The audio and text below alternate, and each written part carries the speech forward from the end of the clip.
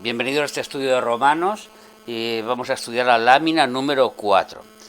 Y vamos a leer en Romanos capítulo 1, versículo del 18 al 32. Porque la ira de Dios se revela desde el cielo contra toda impiedad e injusticia de los hombres, que detienen con injusticia la verdad. Porque lo que de Dios se conoce les es manifiesto, pues Dios se lo manifestó. Porque las cosas invisibles de Él, su eterno poder y deidad, se hacen claramente visibles desde la creación del mundo, siendo entendidas por medio de las cosas hechas, de modo que no tienen excusa. Pues, habiendo conocido a Dios, no le glorificaron como a Dios, ni le dieron gracias, sino que se envanecieron en sus corazones, y su necio corazón fue entenebrecido.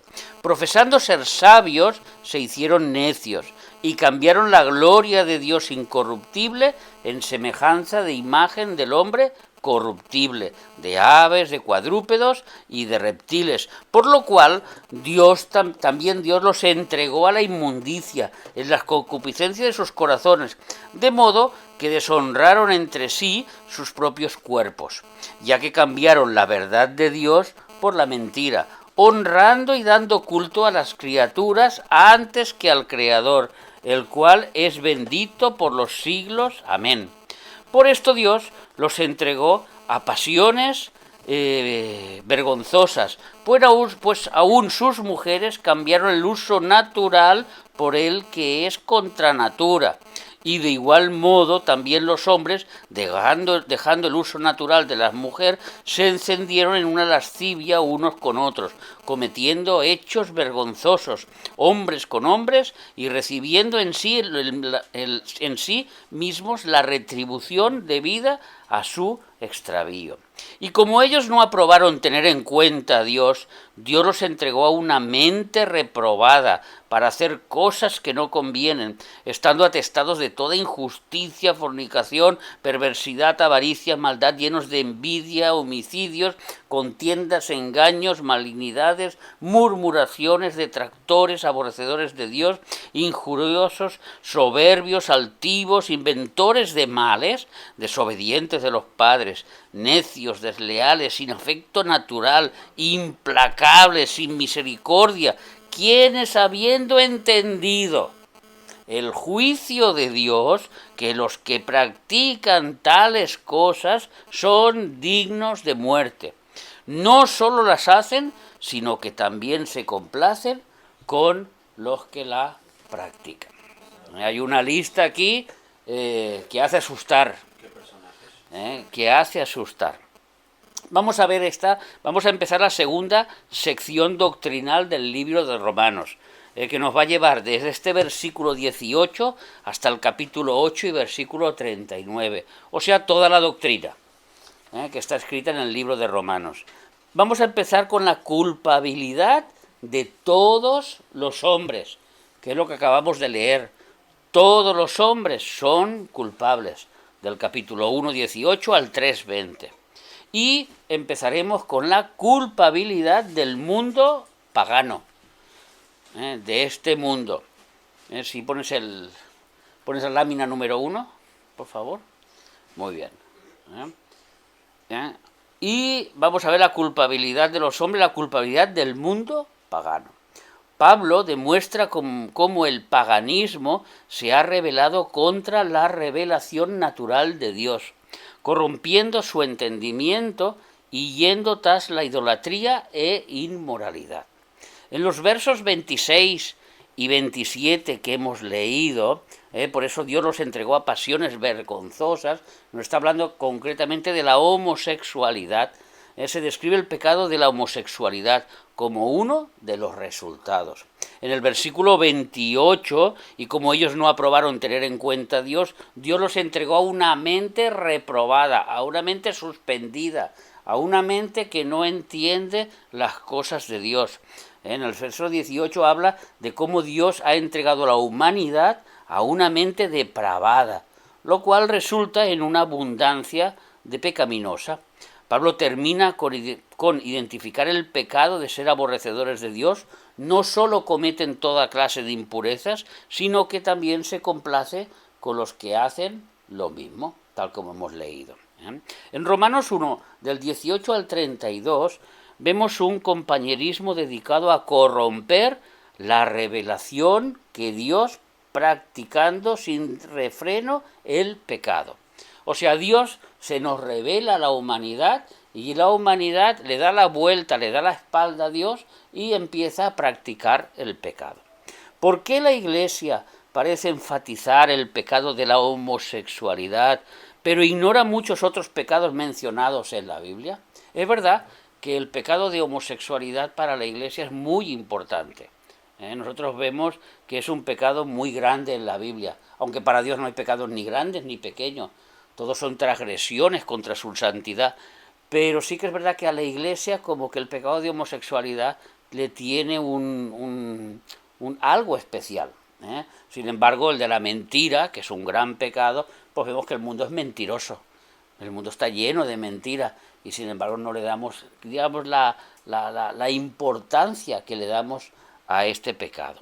La Biblia condena la homosexualidad en muchos escritos, en Levítico, en Romanos, en Primera de Corintios. Siendo así, la Iglesia tiene que tomar una posición clara en este respecto, pues el único pecado que algunas iglesias han negado como pecado. Es un pecado que muchas iglesias consideran que ya no es un pecado, que la homosexualidad no está castigada en la palabra de Dios. Hay iglesias que dicen, liberales, que intentan decir que lo que Dios condena no es la homosexualidad, sino la infidelidad de la pareja. Sí que es verdad que la infidelidad de la pareja Dios lo compara a cuando el pueblo se va con otros dioses o deja a Dios, que es el adulterio.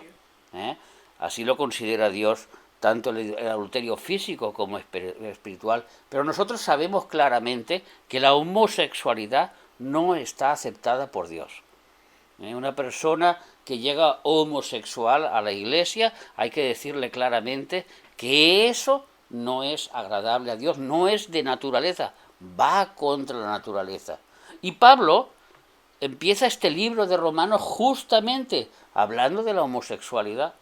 No toca otro tema, es el primer tema que da, diciendo claramente que Dios los ha entregado a la homosexualidad, a todos aquellos que, claro, y hoy, y en los tiempos de hoy, pues es igual, aún peor que los tiempos de Roma, que Dios los ha entregado a una mente reprobada en cuanto a su afecto natural, tanto los hombres como las mujeres. Mientras una pareja homosexual esté comprometido el uno con otro sin violar ese pacto, Dios bendice la relación. Eso dicen algunas iglesias, que no es verdad. Pero esto está fuera de lo que la Biblia dice. La iglesia tiene que hablar con completa claridad sobre este pecado tan común en nuestros días. A la vez, debemos de practicar toda la palabra de Dios y reconocer que el pecado se manifiesta de muchísimas formas. La culpabilidad del mundo lo vamos a bosquejar de la siguiente forma, afirmando y entendiendo que el hombre siempre ha tenido y tiene 4 características esenciales, sobresalientes. El hombre con relación al pecado tiene 4 características. Hoy vamos a estudiar la primera característica, que es la inteligencia para conocer a Dios. Una cosa que no tienen los demás seres creados por Dios aquí en la tierra. Otra cosa son los seres espirituales, que todos tienen esa inteligencia para conocer a Dios. Además, ellos tienen la capacidad de relacionarse espiritualmente con Dios y de estar con Dios. Pero nosotros, como seres físicos, tenemos la inteligencia que Dios nos ha dado para reconocer si existe o no existe Dios, para saber que si podemos tener una relación o no podemos tener una relación con Dios. El segundo paso es la indiferencia para reconocer a Dios, la indolencia para con su propio pecado y la impenitencia ante las consecuencias. Aquí está desglosado los versículos tal como da. Entonces hoy vamos a estudiar los dos primeros versículos de la lectura que hemos dado. Porque la ira de Dios se revela desde el cielo contra toda impiedad e injusticia de los hombres que detienen con injusticia la verdad. Porque lo que de Dios se conoce es manifiesto, pues Dios se lo manifestó. Porque las cosas invisibles de Él, su eterno poder y deidad, se hacen claramente visibles desde la creación del mundo, siendo entendidas por medio de las cosas hechas, de modo que no tienen excusa. Cuando uno ve la naturaleza, cuando uno ve los animales, cuando uno ve al ser humano, cuando uno estudia las células, cuando uno mira el universo, cuando uno mira a su entorno, escucha su entorno, mediante los sensores que Dios ha puesto en el ser humano tiene que reconocer que alguien creó todo esto. Observemos que en el versículo 19 hay un conocimiento general de Dios de todo ser humano. Y todo ser humano puede percibir. En el versículo 20 vemos que el poder y la deidad de Dios se pueden entenderse por medio de las cosas hechas. Es decir, que absolutamente nadie puede decir yo no sabía.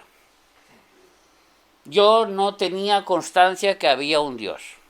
Yo no sabía de que existía un Dios y que iba a haber un juicio y de que mis actos tendrían unas consecuencias.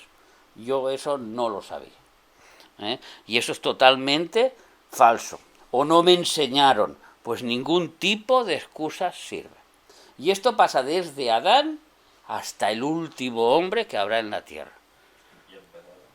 Todos los hombres son conscientes de que existe Dios. Cuando un niño empieza a tener conciencia, sabe que hay algo.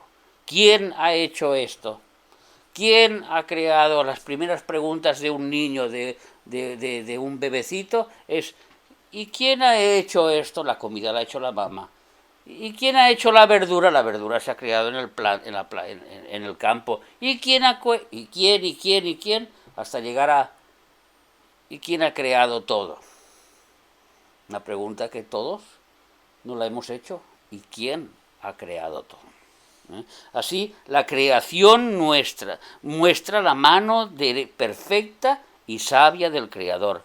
La Biblia dice esta verdad, esto lo podemos leer en casa, en el Salmo 19, del 1 al 6, en Hechos de los Apóstoles 14, 15, 17, en Hechos 17, 22, 31 y aquí en Romanos 1, 20.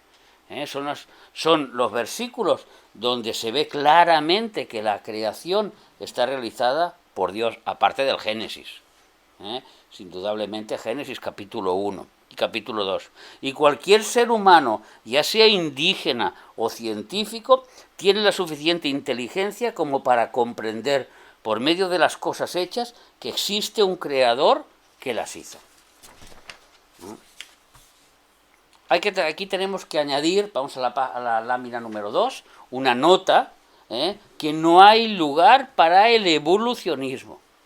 No existe tal cosa que un ratón se convierta en jirafa y que un pez será un león y que nosotros venimos de nuestros primos los monos, ni cosas así. Esto no existe, porque esto es una idea diabólica para quitarle la deidad a Dios, para que el hombre sea inmoral, para que la moralidad del hombre no se sostenga en un juicio eterno, sino que el libertinaje sea el fruto de lo que cada uno quiere hacer. Yo soy evolucionista porque creo que yo existo por mí mismo, en ese momento me hago Dios y entonces yo hago lo que yo quiero. Eso es lo que dicen los evolucionistas. O la casualidad de que un macho se convirtió en hembra, la hembra se convirtió en macho, pero a la vez tuvieron un huevo, que ese huevo no se sabe si era macho o si era hembra, pero por casualidad y más casualidades, hasta que la casualidad de muchas casualidades, surgimos nosotros. Y todo es a base de casualidad, y casualidad, y casualidad. ¿Por qué? Porque no pueden explicar lo que claramente todo el mundo ve. Esto lo ha creado un Dios. Uno, un ser supremo, la perfección, lo que nosotros vemos. La Tierra está a una distancia perfecta del Sol, la Luna está en una órbita perfecta alrededor de la Tierra. Y todo eso para que la Tierra pueda tener las 4 estaciones, para que pueda haber verano, invierno, para que todas las cosas que hay, para que la vida se pueda sostener, todos los elementos de esta Tierra, tanto el oxígeno como el nitrógeno como el hidrógeno, están en nuestro cuerpo, dando a entender que nosotros pertenecemos a esta Tierra, tal como nos dice Génesis capítulo 1, que Dios nos hizo del polvo de la tierra. No del hecho de la casualidad. Las casualidades son muchas casualidades que casualmente nosotros no podemos creer, porque son demasiado casuales. Entonces nosotros no creemos en esto. Luego, las entidades extraterrestres, que parece de risa, pero hoy en día está de moda, ya que al parecer cuando llegó la ciencia a obtener los sellos, digamos, o las bases de la vida en el ADN, se dieron cuenta que las casualidades y que la evolución son incompatibles con nuestro ADN. Nuestro ADN no se puede transformar, ni se puede mezclar con otro ser, ni se puede cambiar. Entonces, por ese motivo, la evolución no existe. Y entonces empiezan a dar otras teorías en cual seres muy inteligentes de otros planetas vinieron y plantaron aquí al ser humano, hicieron todo lo que hicieron, y etcétera, etcétera, etcétera. Eso, creadores de las mentes reprobadas. Ni otras teorías. Todo es creación de nuestro perfecto Dios. Esa es la primera nota. Todo es creación de nuestro perfecto Dios. Y la segunda, el ateo no nace. Nadie nace ateo. Todos saben que existe Dios. El ateo se hace. El versículo clave que podíamos acompañar, que no está escrito aquí, pero que todos nos lo sabemos de memoria, es que esta es la condenación del mundo. Que la luz vino al mundo y el hombre amó más las tinieblas que la luz. ¿Por qué? Porque sus obras eran malas. Este es el versículo que acompañaría al ateo. Yo soy ateo porque mis obras son las que yo quiero hacer. No me interesa saber si hay una luz o no hay una luz, si hay un salvador o si no hay un salvador. El ateo se hace, el ateo no nace. Ahora bien, el pasaje nos marca que la ira de Dios caerá sobre ellos, sobre todas estas personas. ¿Por qué? Porque aunque conocen a Dios, tratan de entender, de detener su verdad con injusticia e impiedad para hacer lo que ellos desean. Hemos dicho toda esa lista de pecados que ha nombrado aquí Pablo, que estas personas están deseosas de pecar. Y todos no son asesinos, y todos no son implacables, pero aquí hay un par de pecados que me gustaría nombrar. Inventores de males. No, eso no viene del diablo, eso no viene de las tentaciones, eso sale del corazón humano, el que inventa maldades con otros. Y otro que muchos hoy en día no lo tienen en cuenta, desobediente de los padres. O sea que vemos que dentro del asesinato y todos estos pecados implacables también están los desobedientes de los padres y aquellos que se inventan los males. Hemos dicho que la ira de Dios cae sobre ellos. Ira es la reacción lógica que tendrá Dios a su tiempo de la perfectísima justicia de Dios. La justicia de Dios tiene y necesita tener una ira para descargarse. Es obligatorio. Cuando ustedes entran en su casa y llegan a su casa y les han robado, les entra ira. Es obligatorio. ¿Por qué? Porque somos personas justas.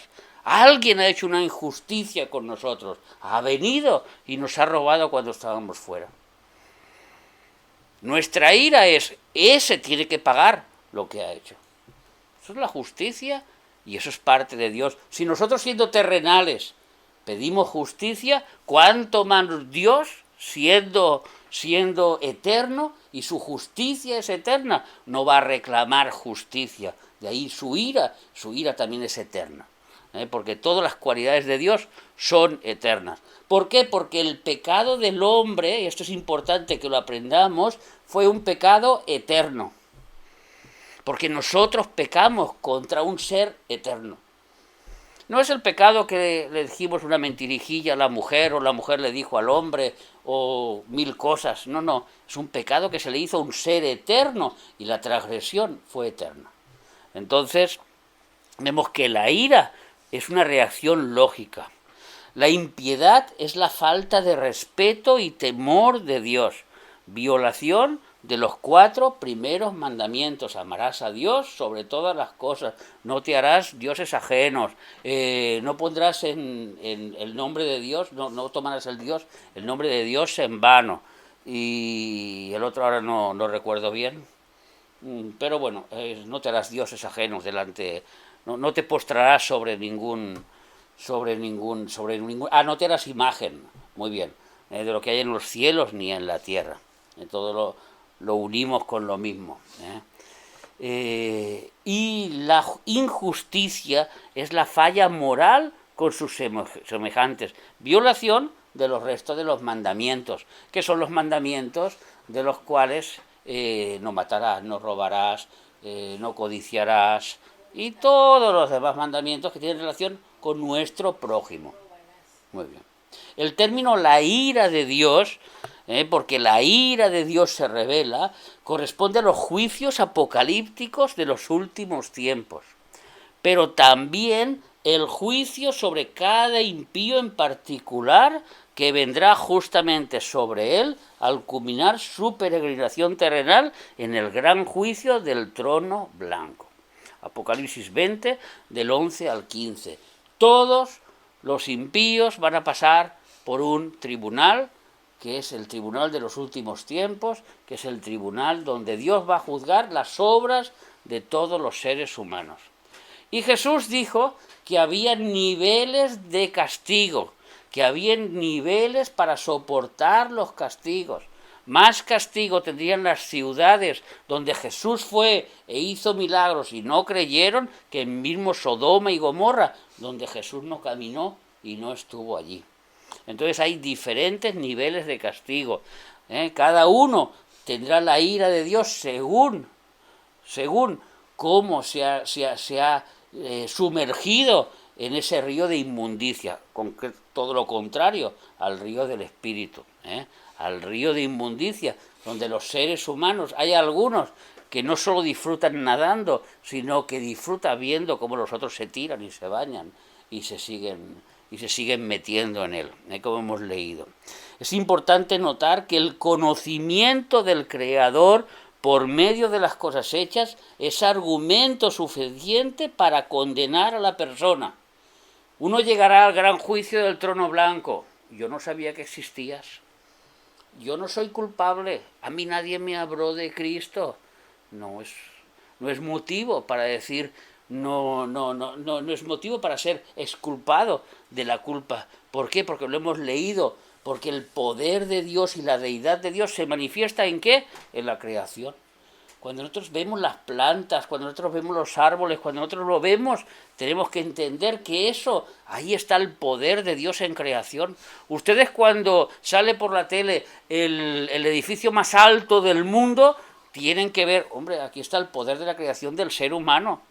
Este edificio no salió de la nada, alguien lo realizó, hubo un arquitecto, hubo un equipo de trabajadores, hubo un material, alguien lo hizo, y vemos el poder del hombre haciendo eso. Más aún cuando miramos el cielo y vemos el sol, las estrellas, la luna, no vamos a entender que ahí está el poder de Dios, realizando esas cosas cuando lo hizo, con su poder, lo que aún fue más, porque él en el principio no había nada, no cogió ningún material para realizar algo, sino que de la nada hizo algo.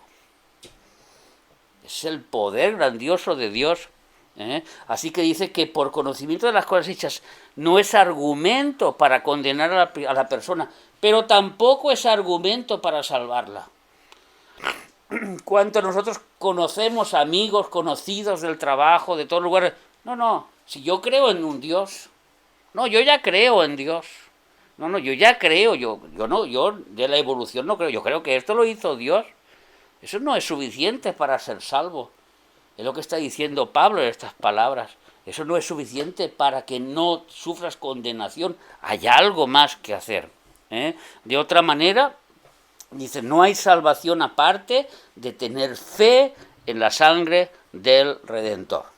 De otra manera, si hubiese sido o fuese posible la salvación por otro medio o modo, Cristo habría muerto en vano. ¿Para qué venir Cristo y morir y sufrir? Si a través de una religión, a través de creer que simplemente hay Dios, pues ya todos se van al cielo, ya todos tienen salvación. Entonces la penitencia de Cristo por nuestros pecados fue innecesaria. Entonces ellos no tienen excusa y necesitan al Salvador. Por esto Pablo, en la parte primera, leímos que se sentía deudor con el hombre. ¿Por qué? Porque Pablo conocía que el hombre se iba al infierno. ¿Por qué? Porque la misma naturaleza eran los testigos para que ellos fueran al infierno. No quieren creer en Dios. No quieren reconocer el poder de Dios. No quieren buscar a ese creador que lo creó todo. Sino que se siguen envaneciendo en sus pecados. Convencido de que existe el Creador, luego debe buscar su palabra y luego encontrar en ella a Cristo y confiar en Él. Esas son las pautas de cómo se llega a Cristo. La fe viene por el oír. ¿Y el oír?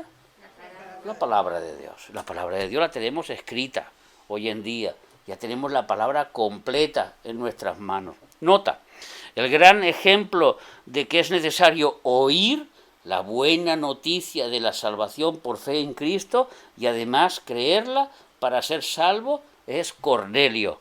Hechos capítulo 10, un capítulo para poder leer en casa, un capítulo bonito, donde vemos la conversión de Cornelio. Él era tan piadoso que Dios motivó a ángeles y hombres para que finalmente un hombre le predicara el Evangelio. Porque, ahora voy a hacer un paréntesis, el Evangelio solo puede ser predicado por los hombres, no por los ángeles. Porque los hombres somos personas redimidas y solo una persona redimida puede predicar el Evangelio. Un ángel no ha sido redimido. Los ángeles que cayeron no tienen perdón de Dios, están en castigos, en castigos eternos, en prisiones eternas. El mismo Satanás no tiene perdón de Dios. Aunque se arrepientan, no puede. Nosotros somos redimidos, conseguimos el perdón mediante la sangre de Jesucristo, mediante el poder de Jesucristo. Y somos los únicos que Dios ha encomendado para predicar las buenas noticias. Si no, Dios hubiera dicho a los ángeles, id y predicad a todo el mundo y ponerles sueños a las personas y que las personas se conviertan. Pero Jesús no dijo eso.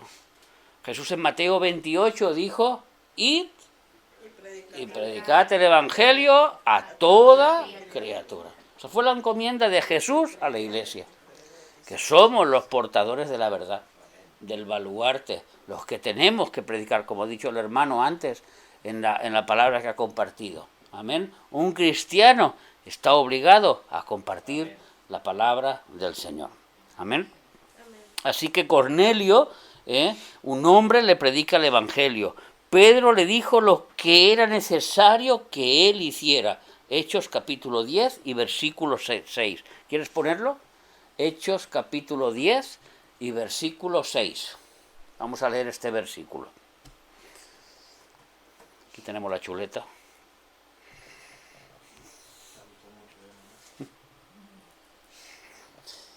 Este posa en casa de cierto Simón Curtidor que tiene su casa junto al mar. Él te dirá lo que es necesario que hagas. Y en el versículo 43 nos dice,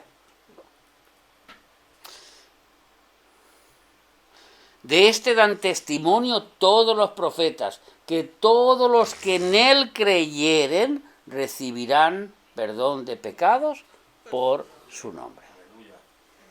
Entonces, la buena noticia es que tenemos que creer en Jesús, en su obra expiatoria, en lo que él hizo por nosotros. Y como yo suelo decir siempre, como si no hubiera nadie en el mundo, solo estuvieras tú, Cristo hubiera muerto por tus pecados. Es una relación personal, no es familiar, ni se transmite por sangre, ni se transmite de ningún tipo, ni por asistir a la iglesia. Es una cosa personal entre tú y Jesús. Y él te perdona tus pecados, y él murió por tus y los míos. Pero forma personal, que no hay nadie más en el mundo, hubiera muerto por mis pecados. Hubiera muerto por tus pecados.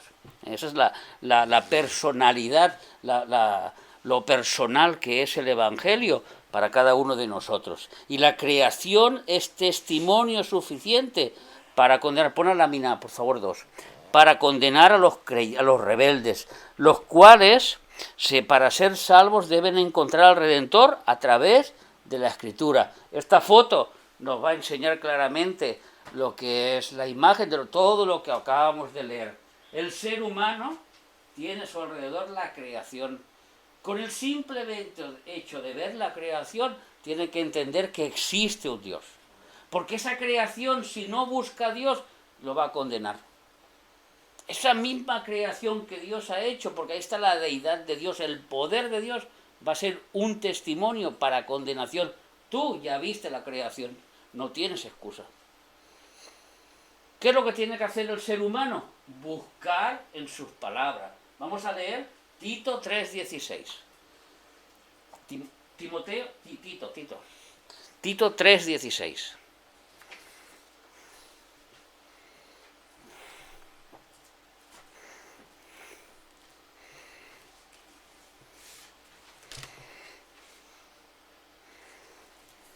Tito, Sí. no 3:16, 3:16. No, entonces es primera de Timoteo. Entonces, primera de Timoteo 3:16. E indiscutiblemente grande es el misterio de la piedad. Dios fue manifestado en carne, justificado en el Espíritu, visto de los ángeles, predicado a los gentiles, creído en el mundo y recibido arriba en gloria. Amén. Es la obra de Jesús en la tierra, es el Evangelio de salvación. Entonces su palabra, la Biblia, es lo que nosotros tenemos que buscar. Y por último, pones otra vez la lámina, por favor. Y por último, vemos que la creación nos tiene que llevar a la palabra de Dios, y la palabra de Dios nos lleva a Jesucristo. Porque Jesucristo es el fundador, el creador de la fe. Nosotros creemos porque Jesucristo lo hizo posible. El consumador de la fe, Él. Amén. Así que este es el estudio de hoy, como todo el mundo, y ahí estábamos nosotros, antes de creer a Cristo, éramos culpables, porque la misma naturaleza iban a ser los testigos de nuestra culpabilidad. Tú no crees a Dios, sin embargo, tienes que creer, porque todo lo que nos rodea es motivo de creación. Y es un buen motivo para predicar el Evangelio de esta forma. Tú no vas a tener excusas aquel día delante de Dios, porque el aire que respiras, alguien lo creó. Porque el agua que bebes, alguien la creó. Porque la comida que tú comes, alguien lo creó. Y luego no tendrás excusa delante de Dios, porque te dirá, esa misma agua, ese mismo aire, esa misma comida, van a ser tus juicios, van a ser tus jueces, van a ser los testigos de tu castigo. Amén. Así que damos gracias a Dios por este estudio y hasta la semana que viene. Amén. Amén.